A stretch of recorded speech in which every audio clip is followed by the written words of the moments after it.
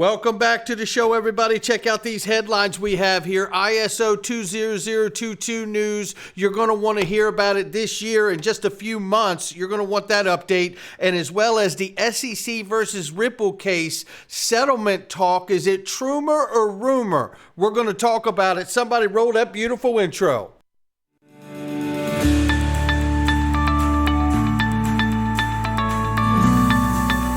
Digital Perspectives with Brad Kimes. Come on in.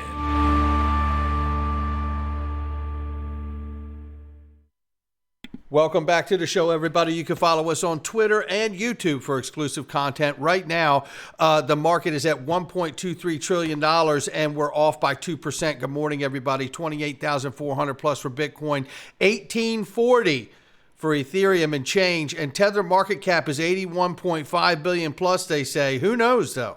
46 cents for XRP. We're off by 2.8% in the last 24 hours, ladies and gentlemen. Let's take a look at this as we get started. It's linked to, is at the forefront of a digital transformation of alternative investments with our cutting-edge technology and experienced team. We're revolutionizing private equity investing and making it more accessible than ever before. This is what I've been pounding the drum about this. Take a quick listen here. Want to take advantage of the potential in the private equity market? Why not invest in the company that's leading the charge in making private equity accessible to everyone? Link2 is at the forefront of the digital transformation of alternative investments. With our cutting edge technology and experienced team, we're revolutionizing private equity investing and making it more accessible than ever before. And the best part, when you invest in Link2, you're not only investing in our success, but our growth as well. Ready to join the future of private equity investing? Invest in Link2 today and become part of a dynamic and evolving market.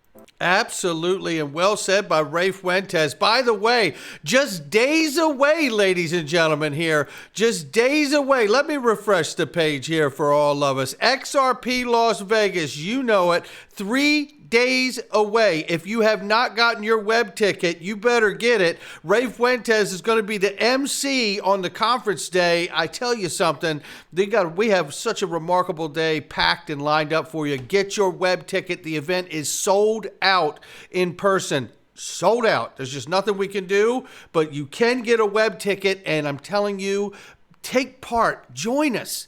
We are going to make history together.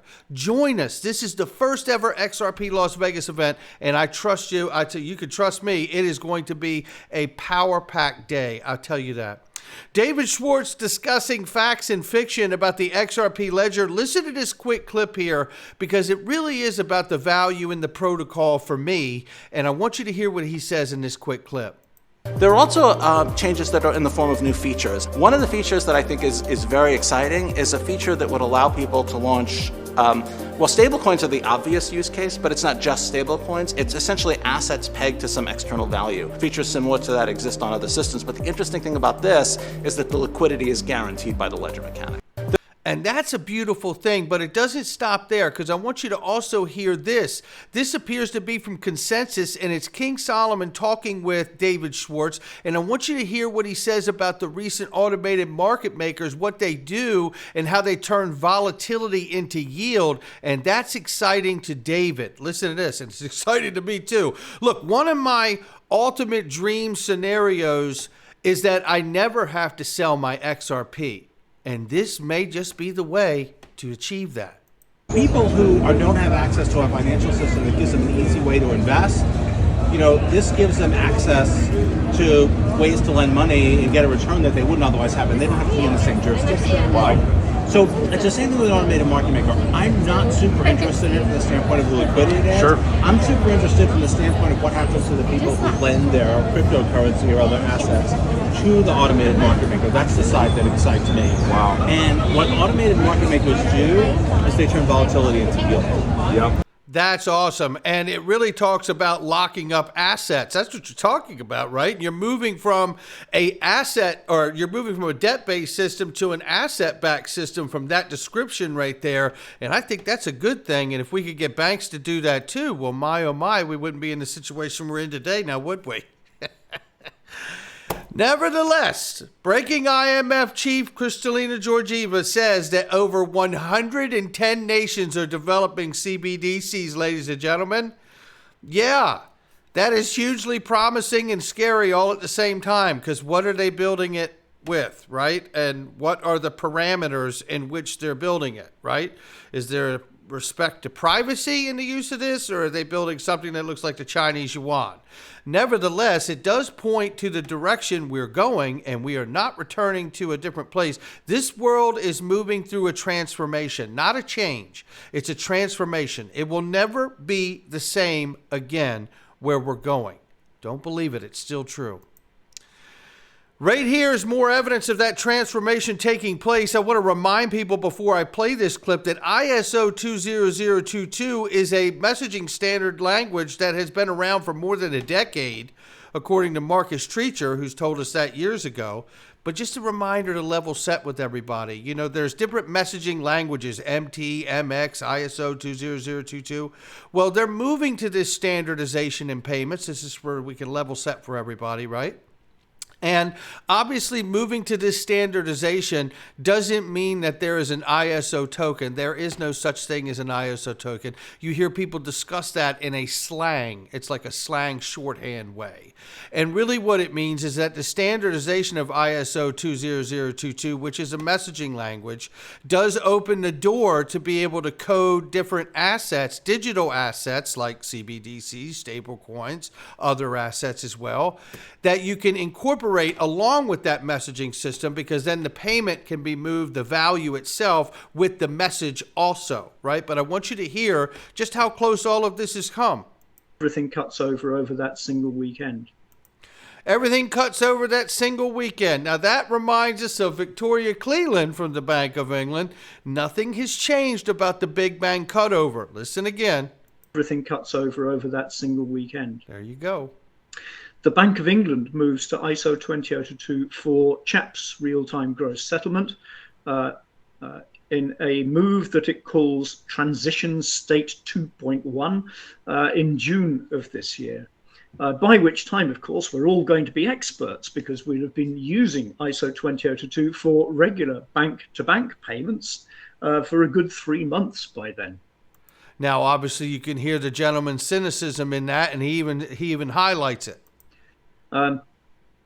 Some of you may have detected a certain amount of creative cynicism in my tone, and I don't actually mean it to be cynical, but it is a new language. And there you have it. And again, I've explained what it helps complement. But, you know, let's also hear another angle about what it help complement, too. It's here from Bob Way. And shout out to Abs from Good Morning Crypto, who's going to be a moderator at XRP Las Vegas. Take a look at these clips here when it comes to XRP and ISO 2022.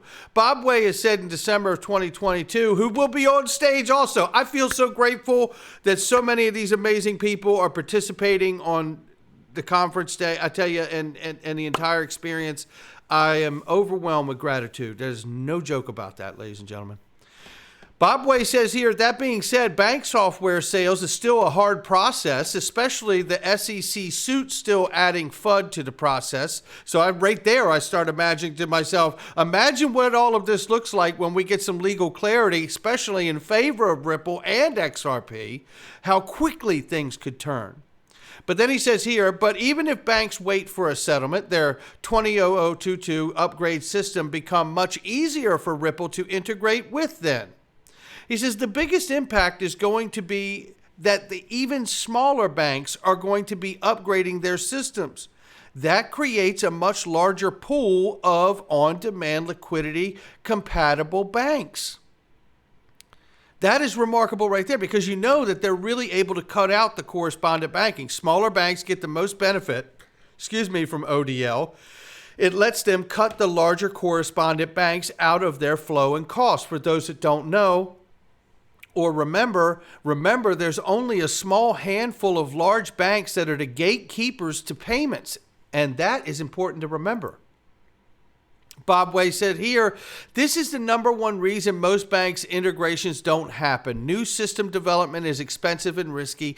Mistakes can generate bank losses or fines. Bankers get fired. The person you are negotiating with must have product budget, development budget, risk appetite. With a mandatory 20022 change happening, the person you are negotiating with only needs to have product budget.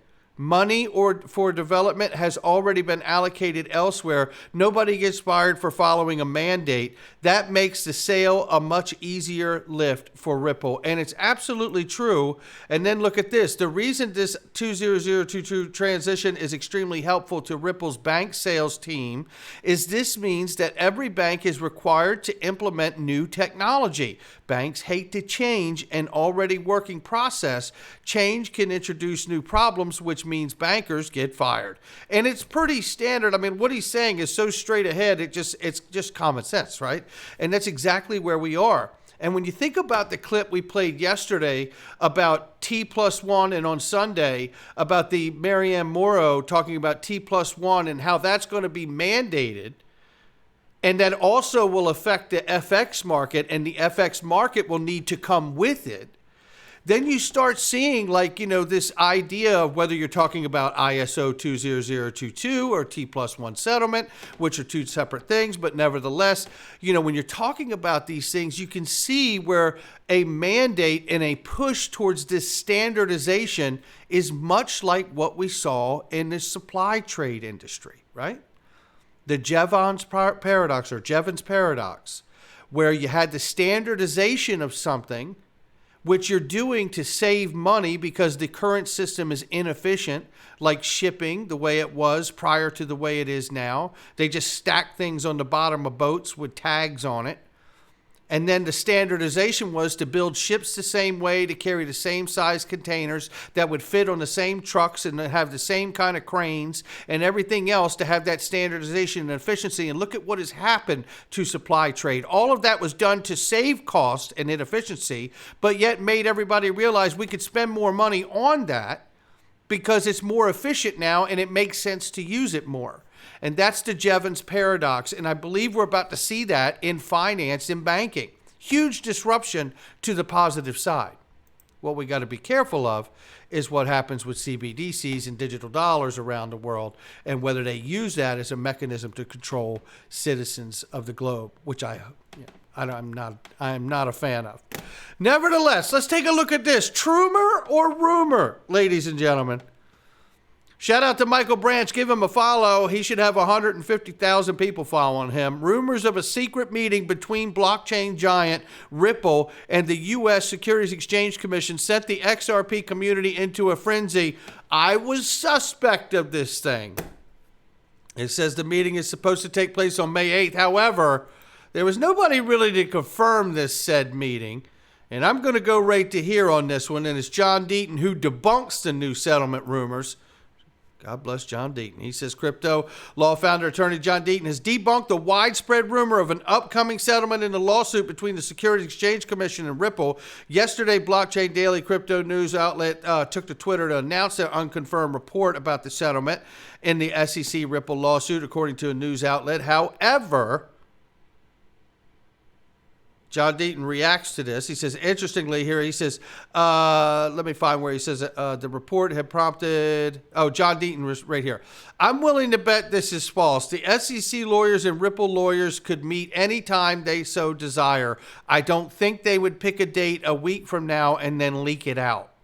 So I love that. And shout out to Eleanor Tarrant, who also confirmed that she had no information on the matter as well. So in a follow-up tweet, this is not how settlement happens. Deaton reiterated that a settlement would likely happen after Judge Annalisa Torres rules on the case. He added that the SEC would make moves to settle only if Ripple gets a big victory. Per the outspoken lawyer, says here that SEC Chair Gensler will try to settle if Ripple wins big in the case to save face and get a political win through settlement. That's what we're looking out for. This is not the first time a rumor about a settlement in the SEC versus Ripple lawsuit is making its rounds. However, these reports are usually debunked. Top stakeholders familiar with the case. It says here, as reported, Crypto Basic Cardano founder Charles Hoskinson noted last year, the SEC Ripple was settled December 15, 2022. However, the rumor fueled by Hoskinson was debunked by Eleanor Terrett, Fox Business journalist. So there you have that. That's the latest we have right now. But let's take a look at this, ladies and gentlemen. Eggrag Crypto shares XRP wave trend, and we need to know about it here. Green dot just appeared, he says. Please refer to the post dated back to March 23rd with 10 different indicators. The wave trend crosses by Lazy Bear is included in the list here. And there's, there's obviously, there's bulls and bears in this thing. If we just look at what he's looking at here, it's right here. Bullish cross there, bullish cross seen here. Bullish cross there. So it's pointing towards an indicator, pointing towards an upside for us, right? These are indicators. They're not exact predictors, but we have to watch it. And as he showed us here back in March, we were wondering what would come of this. Well, now what we see is a green arrow or a green dot has come up of this, showing that cross where we were up here before, wondering what was going to happen. Well, now we've seen that cross. What we have to wonder and speculate on now is, will we get this result or this result after this cross, which has already happened? Look, not financial advice for me or anyone else, but it's exciting to watch, and I hope that fundamental news in the case helps us get that indicator pushed in the right direction. But we will have to see all of that unfold before we know for sure. That's going to do it for me. I'll catch all of you on the next one. Not financial advice from me, him, or anyone else. There we go. I'll catch all of you on the next one.